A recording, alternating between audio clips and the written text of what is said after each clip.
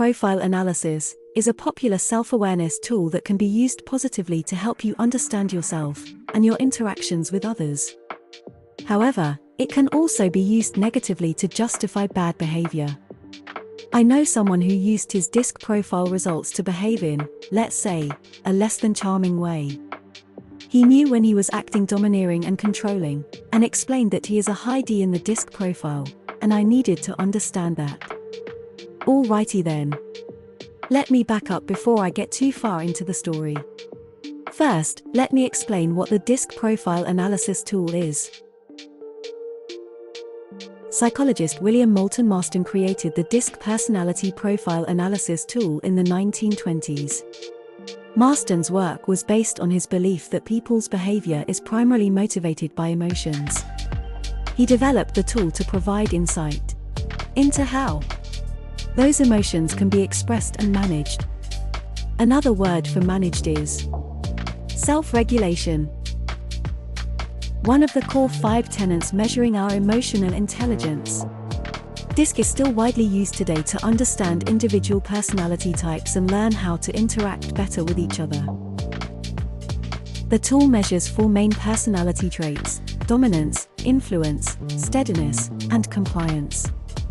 These 4 dimensions are used to create a profile of each individual's personality. The dominance factor pertains to how someone handles power, control, and assertiveness. People who are high in dominance often have strong leadership qualities and prefer to be in charge of situations. On the other hand, people who are low on this trait tend to avoid confrontation and have a more passive approach to problem solving. Unfortunately for my friend, his high D score meant he felt entitled to act domineering and expected others to submit to him without conflict. He saw his DISC results as an excuse for his behavior and was quick to point out the high D whenever someone disagreed with him or he didn't get his way. It seemed clear to me he has some other toxic traits he is trying to use his DISC profile to justify. This is not what DISC profile analysis is meant for. It's intended to be a self-awareness tool, not an excuse for bad behavior. To me, this example is a perfect illustration of how DISC profile analysis can be used in the wrong way. But the DISC profile analysis can also be used positively to gain insight into yourself and others. For example, people high in dominance can use this knowledge to understand better how they approach tasks and how their behavior may influence those around them. By recognizing the power of their presence, they can be more conscious of how they interact with others. The influence factor of the DISC profile analysis is related to the ability to affect others through communication, persuasion, and charisma. People with a high score in this trait are usually outgoing, talkative, and persuasive. They tend to be natural-born leaders and have strong interpersonal skills.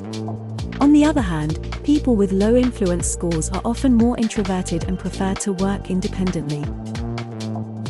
The steadiness factor relates to how someone processes their feelings and emotions.